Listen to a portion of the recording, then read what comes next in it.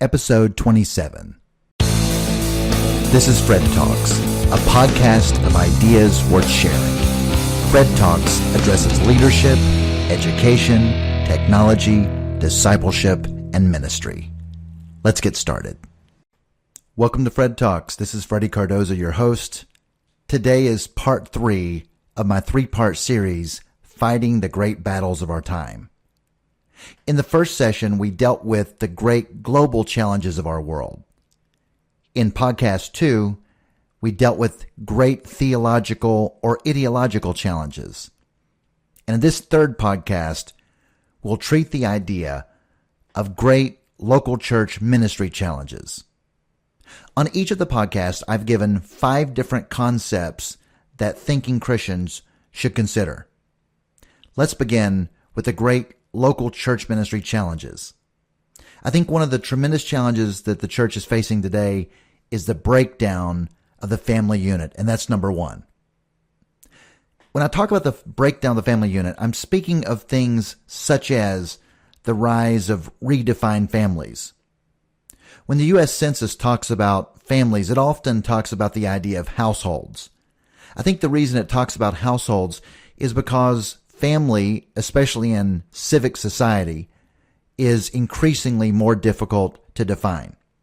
If I were to ask you, what is a family? Think about that for a second. How would you define something as simple as family? Would it be people who are married together? People who have a child? Does it have to be a biological child? Does it have to be potentially an adopted child? Certainly, if a person has an adopted child, that person and the parent is a family. If a person is a birth or natural father or mother with a child, that's a family. If a person doesn't have a father or doesn't have a mother in the home, but a child is with that father or mother, one of the two, then even though that's not exactly ideal or what we would hope for that child, that still constitutes a family. But then the question becomes, what if a family is mixed?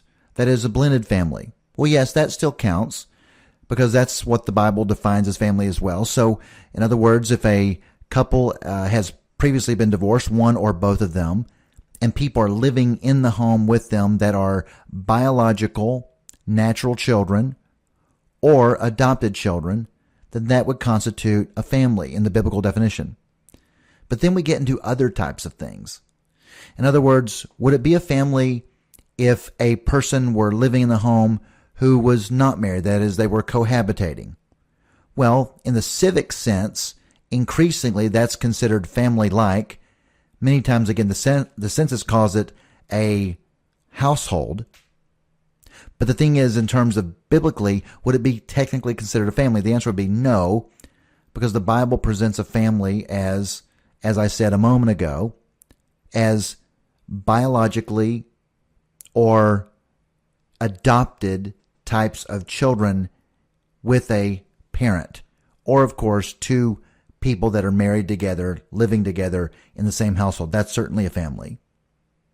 But the thing is, when you add other types of groups, for example, the live-in, you would have a household, or you could have a mother and a child and a live-in boyfriend. That would be a family with an additional person living there in the household.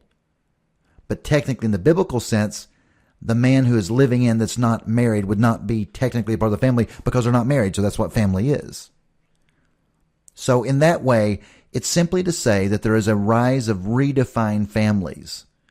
And so that is one of the challenges of the breakdown of the family unit. And then there's, of course, the idea of divorce. And that's a great challenge. You know, many people, certainly it's affected me, no doubt. Not me personally, but me personally in the sense that I'm from that type of a family situation. And so those have their own challenges. And then there's a growing visibility of gay couples, of open marriages, of bigamy, polygamy. We see these even on television today with like Sister Wives, that TV show, and others like that. And as the public is seeing these different types of living arrangements and these different types of households, they begin to use those in the sense of being a family. Many of you have pets and you love your pets, and that's certainly understandable. Many times people consider them a, quote, part of the family, and I think that's endearing, and I understand that. It certainly doesn't meet the biblical definition. I mean, an animal is not created in the image of God, and so an animal is not a part of the family because it's not related to or biological or even adopted in that sense. You might adopt a pet in a facility, but that doesn't make it legally a part of the family as such. But the thing is that these are the types of things that sometimes cause confusion when we talk about the nature of the family and this enormous rise of live-in boyfriends or girlfriends or cohabitation. And so we see that those are definitely challenging things. And we have growing numbers of alternative living arrangements that also would include boomerang kids. Boomerang kids are kids that boomerang back into the household. In fact, today, the latest I read just the last week or so, was that here in late 2014, that 31% of all children age 35 and below currently live with their biological families. So under normal circumstances, when those children would have been out of the household, and especially because at 35 they are close to, not quite, but close to halfway through the typical lifespan today, you would expect typically those would be living outside. In this case, many times they're not. And so that just creates different living arrangements and dynamics. And sometimes that puts additional stress, or families that have parents that move back into the home, which is similar to this dynamic. So either the boomerang kid moves back into the family unit of the couple, or the parents move back in sometimes with the children at retirement or after retirement. And then, of course, there's non-related people living in households, which I've already mentioned. Simply that to say that these are simply changes in the way that families are operating. Some of those living arrangements creates very challenging situations. I was recently in Ukraine in Eastern Europe, and there is just a number of families mostly because of economics, frankly. And so that's not a judgment call on my part. And those of you who, like many times we all help out family members and have those unusual living arrangements, that's noble in many cases, so that's great. I'm simply talking, though, about realities that exist. And these are challenges that the world faces, but it's especially, there's one thing about legitimate families that are together, and that's, just challenging times because of economics. Like I said, in Ukraine, where sometimes 6, 7, 8, 9 people be living in a small apartment, just trying to make it. So that's so understandable. But that's not the big issue that I'm dealing with here, but rather the breakdown of the family unit. But the thing is that families are under tremendous duress today, tremendous stress today. And it's because of some of these redefinitions that are going on within political areas and the courts. So that's one great challenge that I think the church faces today, because as we try to minister to families and the children of families, and if you have done that, you know what I'm talking about, because there's so many bizarre and interesting and different living arrangements that are not ideal or even harmful, that ministering to people like this is just increasingly challenging. And it doesn't mean that I'm saying this in any way self-righteously, because I'm not, frankly. But I'm simply saying that these are tremendous challenges that ministers face because the families are sometimes in great turmoil. Another great local ministry challenge that we face today is that of the human sexuality crisis. No one has to discuss how broad this is and how deep this is and how profound it is. It's something that's affected all of us in some way or another. But those things are, without belaboring them because there's so much to it, things related to sexual promiscuity. And of course, that just covers such a wide range of things. Too many to mention, right? Sexual deviancy, an increased amount of just unusual and bizarre sexual practice, and disfiguring, experimental behaviors on the part of people that are just that just create tremendous challenges and brokenness in their souls. It's as people are trying to find themselves and develop a sense of identity, at the same time they are engaging with other people in these ways, especially as they mature and then become adults, and then they play adult games, as it were, and then it becomes very, very challenging. And so those types of things sometimes lead to just types of relationships that God would not honor, and situations, and then again, even to the point of deviancy. We have such brokenness, and as people have tried to find themselves as they deal with identity issues, then they also get troubled with intimacy issues, because as they're trying to find themselves, many of them are struggling through these sexual issues, and as they do, that then further complicates trying to get themselves together. And I think that everyone that's listening knows what I mean by that. And we could add into that sexual experimentation and other things like that, as we see just a growing number of people that are moving into bisexual, multisexual kinds of relationships, the LGBTQ movement, lesbian, bisexual, gay, queer movements. And so those are just things that are causing people great turmoil in their lives. I think the third area, at least in my mind, of the great local church ministry challenges is addressing technology and technological advances. These are tremendous challenges that we're seeing in our world today, right? Technology developed in the last half century have raised increasing and important ethical issues and questions. If you think about all the things that technology has done, it's really amazing, and so many of them are great, right? So many of them are amazing and helpful things. But then there are parts that aren't. And technology has definitely affected us in ways that we will never be the same. The human race will never be the same. And part of that is okay, I guess. But the thing is that, and I'm a heavy user of technology, but the thing is that a lot of people think that because I'm on lots of technology that it affects me in certain ways, but I unplug a lot too. And so I'm not always connected. In fact, there's teenagers that are on things like this much more than I am, but I try to use it very potently, so it appears that I am lots of places on media. But the thing is that that's something that's important to me, and I'm right now writing a chapter for a book related to technology and education and even adolescence and how they deal with these things. So there's lots of challenges that are going on, and those challenges with how do we deal with technology? What should the boundaries be of technology? The fact that we can do things, should we do those things? Fears of all those types of things. Biomedical issues. Biotech, in other words. For example, what is the Christian view of cloning? What is the nature of fetal tissue, and how should that be dealt with? Fetal tissue research. What about genetic engineering and what is possible, what could be possible? What about reproductive technologies of all these different sorts? You see, just in the biomedical issue area and biotechnology, there's amazing challenges we face and questions. And then there's the more simple ones like what I'll call dead battery anxiety. That is, people who are constantly afraid of their battery going dead on their phones and never turning devices off. I mean, I talk to people who's not turned their devices off for 10 or 12 or 14 days. That when they turn it off, there's a sense of panic. That when they turn on their device, I was talking to someone just the other day who said that the moment I turn on my device, I immediately start energy management, battery management with my phone because I don't want it to die. And so that creates a type of anxiety that's bizarre, but it's interesting. And so as a result, people that never leave their devices.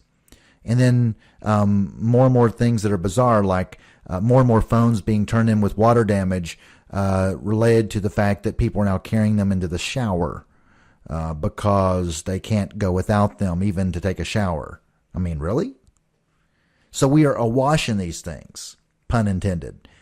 And many people just can't get out of the vortex of this pull and this drag of technology and how it addresses issues with our personhood and our souls. That's a very important issue. That is number 3. Number 4 in local church challenges, the great challenges of our time. I would say, fourth, would be existential issues. Existential meanings means having to do with existence. So sometimes we talk about the need for meaning, the need for hope. And today we have such existential issues going on. I mean, as the depersonalization of globalization, the depersonalization of the sexual crisis that I mentioned, because people are used not as just viewed as people, but sometimes viewed as things, and objectivism, and people are objectified in that way. There was a great piece by Martin Buber, the Jewish existentialist, a long time ago, who talked about the I-thou issue. He said that it's important for us to think of ourselves and the other person as a thou and not a it, because we want to honor them as a person and not a thing. And so how that relates to things related to existential issues, existence, and of course sexual issues. And so that whole thing of that and meaning. And then the pandemic of depression we're under today. I mean, when have we seen such challenges? I mean, I deal with people and work with them, and our hearts break over just the pain that people are in. And so the tremendous amount of medication that's going on. And I think that, by the way, I would say that, there's a lot of people on medication. There's a lot of people that are under care related to therapy, psychological therapy, psychiatry. So there's this unbelievable number of pathologies and mental illnesses that are happening. And there's probably many different reasons for those things. Some of those are biological, and some of those should be taken care of with medication. And many, I suspect, shouldn't. I mean, the thing is that when you think about the nature of humanity, that is, what is it that constitutes a human being? Humans are not just chemicals. We are not just bodies. We are not just physical. The Bible teaches that we are physical, and we also have a soul. We are spirit. So our physical bodies, which includes, by the way, our brains, are physical. And in that they're physical, they are necessarily chemical in that way.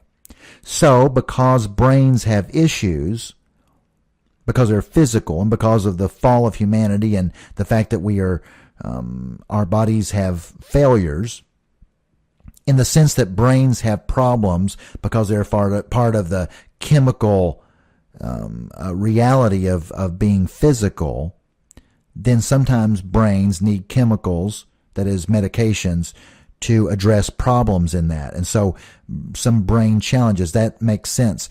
But don't forget that the human being is not just a brain and is not just a body, but also has a soul, or is a soul. And in that way, a soul, now follow this, a soul and the mind, the human mind, is not the same thing as a human brain. You see that?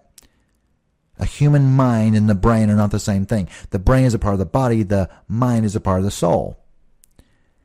And so if you have problems in your soul and have a troubled mind, that may or may not be your brain.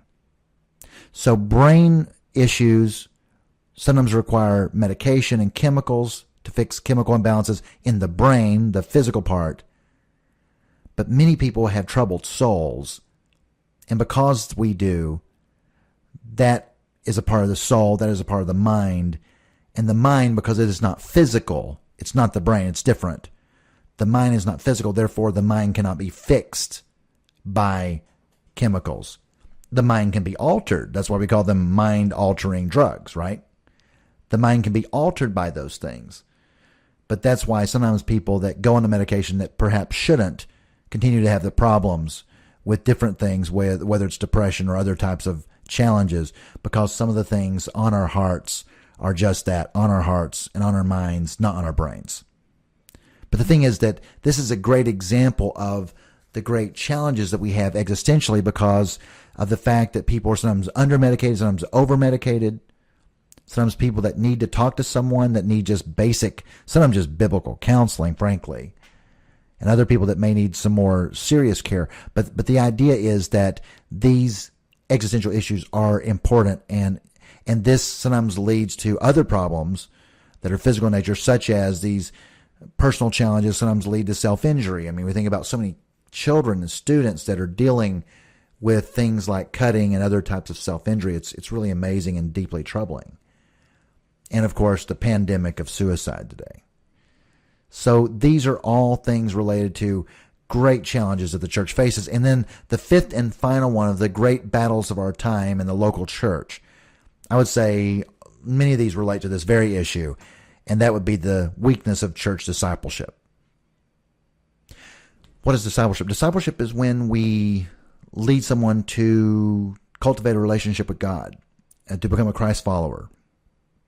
And the thing is that many churches are not challenging Christians to discipleship. And as a result, many Christians that need to have and are born to have a relationship with God and cultivate that are not cultivating that. And as a result, they have empty souls.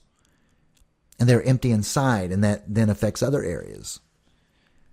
And sometimes people have healthy worship, but that lack of balance sometimes results in an experience-based faith. They have lots of experience through the worship, but then sometimes they don't have the depth and the substance they need for the rest of life and the challenges of life, such as a biblical worldview and biblical knowledge, because those give them certain truths that they need to hold on to. Because sometimes we need worship because it's experience-based, and other times we just need the truth to hold on to. And so a weakness of discipleship cannot be counterbalanced by the strength of great worship. We need both. And so that's important. And then the issue of biblical accountability, just that Christians, we need people around us to help us. And then there's discipleship program in local churches that relates to this. Lots of discipleship program in churches is weak. You know, people go to the worship service, but then that's all they get. And they get what is given in a sermon, but the sermon itself is not as deep or dense and interactive and does not have some of the soul effects that certain types of discipleship would, certain types of small group would. It doesn't mean that the pastor would be giving great content, for example. And so they would be giving great exegesis and inductive study, and that's great.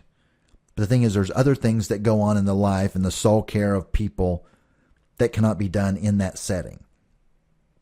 So discipleship programming in churches is sometimes weak. And then also evangelism in churches is frequently non-existent. And that is why such a great number of churches are declining in numbers. In fact, in the United States, we have so many churches that are very strong and robust and amazing examples of just spiritual victory and God's anointing. And wow, it's great. But the thing is, there is a large majority of American churches that are in the tank. That is, they are in plateau or decline. They are not growing because they are not doing evangelism in many cases. So there are great percentages of churches in steep decline. In fact, even entire denominations in some cases. In fact, the majority of Christian denominations in the United States are in decline. And part of that is because of the departure from some biblical convictions, and that many of them are failing to teach doctrine and are negating some of the very purposes of being churches, that is, making disciples. And as a result, people don't see value, and some people just then vote with their feet and don't come back. So many churches and denominations that are not happy with that explanation could certainly consider what to do about it, because they need to figure out what's going on. But the thing is that many denominations are in a tailspin. I could name them, but they're very easy to find on the web, and everyone knows who they are. So many of those types of churches are not seeing conversions of people into the faith. Now, the kingdom of God has never been stronger, right? Because, God is advancing his cause, and he will complete his work on this earth. So praise God for that. So that's great. I'm simply saying that some local churches are not in such good shape. And so is it okay, by the way, if there's many churches that close, is it okay for a local church to close? Well, I mean, if the local church is not faithful to the word or is apostate, that's okay, because then as that church closes, those who are faithful in that church find another church, because that church was not doing its purpose. So that's okay. So the closing of a local church is not the end of the world if it can't make it. But the thing is that the kingdom of God continues to roll on. And so the weakness in church discipleship deals with all these types of things: discipleship, evangelism, overbalance on worship, underbalance on discipleship and accountability and biblical worldview, and then relativism, the idea that there are no absolutes, just simply the lack of embrace of genuine ethical systems of absolutism, that is, that there is a right and a wrong, and the lack of systematic discipleship strategies to teach the whole counsel of God. So these are some of the great challenges of our time. These are challenges that Christian leaders have to sit up and say, wow, we've got to pay attention to these things. We need to know what's going on in the world. The reason I did this series is because I think that there is we have a situation in churches today where Christians are very distracted. Not all, but some. And they are unaware of what's going on around them. And maybe even Christian leaders don't know really what's happening in the churches, are not aware of what's going on in churches, aren't aware of what's going on in culture, aren't aware of what's going on in the world, aren't aware of what's going on in theology. And so for that reason, I want to do this 3-part series. What are the great challenges of our time? What are the great challenges in the world? Episode 1 of this series. Then what is going on in theology and ideology? Number 2. And then this one, what is going on in the church? You know, one of the phrases I've used for this series is the Latin phrase, it's part of my subtitle, in extremis. Recently I was preaching at my seminary in the chapel, and I preached a sermon on this concept, at least part of it, and it was called in extremis. And that is an important phrase. There's a Latin phrase, in extremis, that is used to describe the indescribable, and especially that which is experienced in times of war.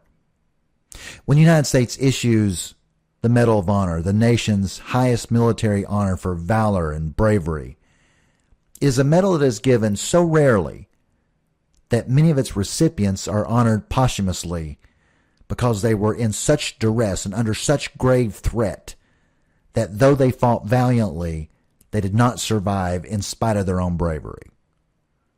In extremis is this phrase that literally means at the point of death or at the last moment. In extremis is a phrase that describes fighting that is so severe and so serious and so intense that in that moment of time, it draws on all the fighters' training, all the fighters' values, the totality of the fighter's conviction, and all of that warrior's courage. It's pictured in a movie that Hollywood put out a while back called The Thin Red Line. And that movie that was released that bore that title, The Thin Red Line, is the moment in a firefight, when the person is called upon to either shrink and retreat or to take their stand and fight. The thin red line is what I mean when I say in extremis. It is the moment of courage when a soldier exhibits true heroism, unflinching in the face of great danger and even possible death. So, if you're a Christian, as you fight the good fight of the faith, remember that we face a time in our world when the darkness is encroaching. The scriptures say, the night comes when no one can work. We fight at a time where some spiritual soldiers refuse to take up arms and even sometimes desert the faith. So I'm calling you today, as you think about these great challenges of our time, to fight the good fight of the faith. Fight the great battles of our time. Take a stand. Take a stand where? Take a stand somewhere. So that's part 3 of this 3-part series, Fighting the Great Battles of Our Time. Thanks so much for sharing this time with me. I love when I know that you are out there listening. I've been so thrilled at the great number of downloads that I've had for my podcast. Thanks so much. As I always say, if you like it, share it. Hope you'll tune in next time for our next podcast on Fred Talks. Fred Talks is a podcast produced at Studio C in Greater Los Angeles by me, Dr. Freddie Cardoza. I'm a professor, author, and thinker who creates and curates dynamic content designed to equip leaders for impact and influence. For content or contact, visit me on the web. My website on leadership, education, and technology is www.freddycardoza.com. My website on discipleship and ministry is www.digitaldiscipler.com. Find this and other podcasts on iTunes or any podcasting app. And download my Fred Talks app on either the Apple or Google Play stores. Remember the Fred Talks motto: if you like it, share it. Thanks for listening.